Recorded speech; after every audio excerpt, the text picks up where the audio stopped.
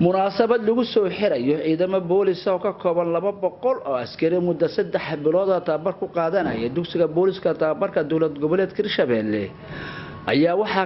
wasiirka amniga qaranka madaxweyne ku-xigeenka Hirshabelle taliyaha booliska Soomaaliyeed gudoomiyaha baarlamaanka dowlad goboleedka Hirshabelle iyo mas'uuliyiin kale muddada ciidamadan tababarka u socday ayaa waxa cashar ka bixinaya saraakiil ka tirsan booliska Soomaaliyeed iyo AMISOM munaasabada ayaa ugu horeyntii waxa ka hadlay wasiirka amniga ee dhaqan celinta dowlad goboleedka Hirshabelle Cabdulqaadir Aadan Jaalle iyo taliyaha ciidamada booliska Soomaaliyeed Bashiir Cabdi khudbad u soo istaageen kaliya inaan u hambaliyo ciidanka booliska Hirshabelle ay dufcadii ugu horeysay ee ka qalin jabiso koorsadan ayaan u soo istaagay inaan u hambaliyo waxaan leeyahay hambaliyo وإذن أمبلينا وحن نبوه أمبلينا يا تابرك إذن صور ماضي يا توقعت المدة قابل وحبر الشغل ما أنت يدين سبلابين يسام مثلا ممكن شغل البلودان واحد يدين بلابين يسشغل كل وحبر الشهر عاد كوسو بيريسان عيدن بوليس وتاريخ دار عاد كوسو بيريسان عيدن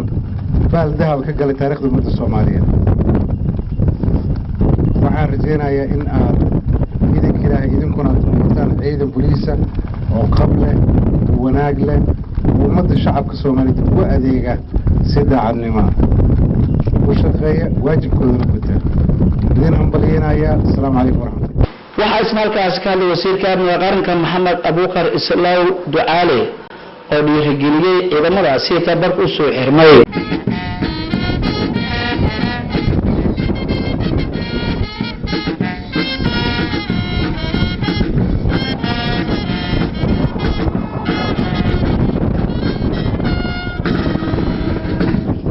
waxaa farxada inaan ka soo qayb galo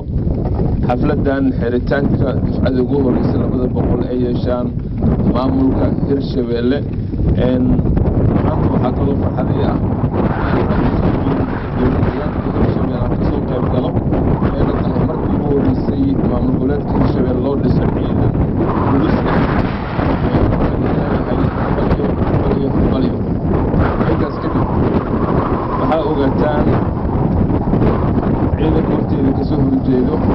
waxa uu qaalisan uu qof bini aadam baxsho ama uu qof ku habeeyo uu dhimiyo waa naftiina soo qadinteen waxaad soo qadinteen aad ku difaacdeen dadkiina iyo dalkiina waxaad soo hubiideen oo ku difaacdaan maamulkiina Hirshabelle waxaan leeyahay saad uga socotaan booliiska waa saaxiibka koowaad ee shacabka Soomaaliyeed waxaan ku dardaarmayaa marka hore in shacabka marka la dhaqmaysaan si wanaagsan oo sharciga waxaad soo barateen inaad kula dhaqataan sidoo kale waxaan ugu dardaarmayaa cadowga aan leenahay waa al-shabaab in gacan bir aad ku qabataan diyaar muutiin waa mahadsantiin waxaan rabaa aan warkaan sii badanaynin tababarkaad soo qaadateen muddada 3 bilood in aad u tahayn 800 kale oo shirka oo leeyahay loo furo doono tababarko 600 kale waxaa hormuudaha idinka marka waxa idin ku dhaqataan ayagana ku dhaqmi doonaan marka waxaan rajeynayaa inaad hormuud fiican u noqotaan inaad tusaale fiican u noqotaan waxaan halkaan rabaa inaan ugu mahadceliyo midowga Yurub dowladda Ingiriiska iyo dowladda Jarmalka oo dhaqaalaha wixii loo eegay naga saacideen ayagana oo mahadcelinaya sidoo kale AMISOM oo hore habeenna hartaagan oo amniga hadda meeshaan iyo maamulka goboleedyada waddanka dhinac naga suga AMISOM oo mahadcelina dambeyntii waxaa goobta ka hadlay madaxweyne ku-xigeenka Hirshabelle Cali Cabdullaahi Xuseen halkaas ka soo jeediyay kelmadii xiritaanka tababarka ciidamada booliska dowlad goboleedka Hirshabelle waxaan maanta anaga haddaan nahay dowlad goboleedka Hirshabelle مسؤولينta iyo shacabkaba farxad u ah in maanta loo soo xiro dufcadii ugu horeysay ee booliska dowlad goboleedka Hirshabelle ayaa maanta farxad noo ah waxaan leenahay alxamdulillaah ilaahay yaa mahadaas iska leh waxaan rabaa halkaan inaan uga mahad celiyo cid kasta ee gacan ka geysatay dowladda federaalka iyo maaragtay UN-ka iyo guud ahaan deeqayaasha inta gacan ka geysatay waxaan rabaa inaan idhaahdo wad mahadsantihiin waxaan rabaa inaan kula dardaarmo ciidanka booliska dowlad goboleedka Hirshabelle waxaad tihiin dufcadii ugu horeysaa tihiin waxaa laydinka rabaa dadaal badan inaad amniga ka shaqaysiin laydinka rabaa inaad bulshada si degan ula macaamishiina laydinka rabaa sharcigeena dhowrtiina laydinka rabaa dufcadaha dambe ee la tababaraya haddii ilaahay raalli ka noqdana waxaa la rabaa inaad ku dayasho u naqatiin oo idinku daydaan waxaad tihiin curadkii ciidanka dowlad goboleedka Hirshabeelle curadkana waxaa la rabaa wanaag badan inuu qaybaha kuwa inta kale oo ka dambaysa ay uga daydaan waxaa laydinka rabaa dadaal badan iyo waxaa laydinka rabaa inaad bulshada si wanaagsan ula macaamishiin dufcadan waa dufcad ugu horeysay haddii ilaahay raalli ka noqdana waxaa ku xigaysa dufcad kale waxaa lagu tababari doonaa haddii ilaahay raalli ka noqdo magaalada Jowhar iyo magaalada Beledweyne labadaas qaybood lagu kala tababari doonaa alxamdulillah ilaahay ma haddaas iskale waa guul u soo hoyatay ummadda Soomaaliyeed gaar ahaan dowlad goboleedka Hirshabeelle ciidan maaragtay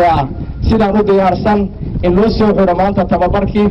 waa guul loo soo hoyatay guud ahaan Soomaaliya gaar ahaan Hirshabeelle cid kasta gacan ka geysatana waxaan leenahay ilaahay idinka abaal mariyo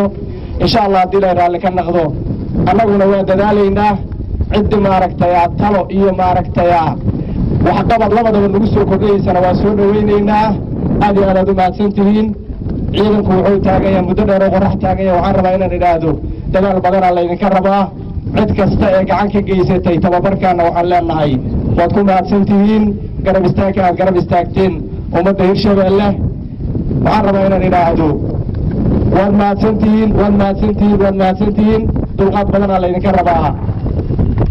ciidanka tababarka loo soo xiray sidaas ayuu noogu xiray maanta tababarkii 3 bilood aad soo qaadateen maanta uu idin soo xirmay aad iyo aad u mahadsantihiin tababarkina sidaas ayuu noogu xiray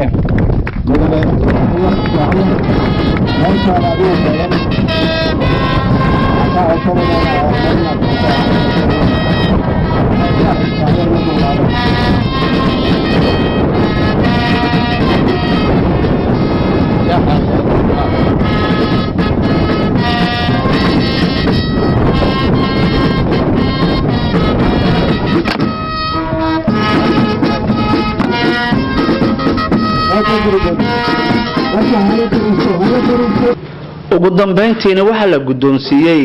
muddadii tababarku socday dadkii kaalmo hor ka galay tababarka iyo dhinaca akhlaaqda munaasabada ayaa ciidamadu waxay ku soo bandhigeen gaadaka ciyaar iyadoo halkaasi ciidamada muusiga baamboydo ay garaacayeen Abubakar Maxamed Bacadle warbaahinta qaranka caasimada dowlad goboleedka Hirshabeelle magaalada Jowhar